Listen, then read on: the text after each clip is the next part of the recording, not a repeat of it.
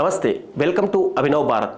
Paris ఒలింపిక్స్లో భారత్ మరో పథకం తన ఖాతాలో వేసుకుంది. ఈ పథకం కూడా షూటింగ్లోనే కావడం ప్రాధాన్యతను సంతరించుకుంది.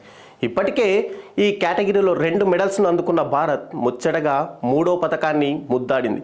పురుషుల 50 మీటర్ల రైఫిల్స్ సింగిల్ విభాగంలో భారత షూటర్ స్వప్నిల్ కుశాల్ ఫైనల్స్లో 3వ స్థానంలో నిలిచి కాంస్య పథకాన్ని అందుకున్నాడు. తొలి 3 స్థానాల కోసం మొత్తం 8 మంది షూటర్లు పోటీ పడ్డారు.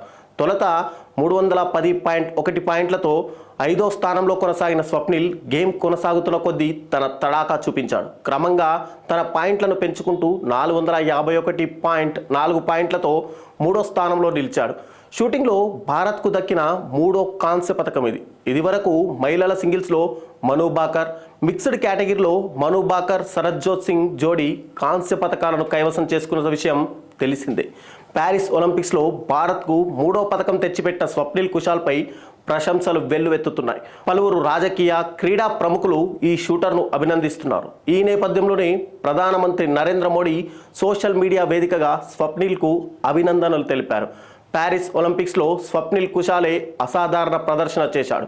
పురుషుల 50 మీటర్ల రైఫిల్ షూటింగ్లో 3 స్థానాల్లో నిలిచి కాంస్య పథకాన్ని గెలుచుకున్నందుకు అతనికి అభినందనలు.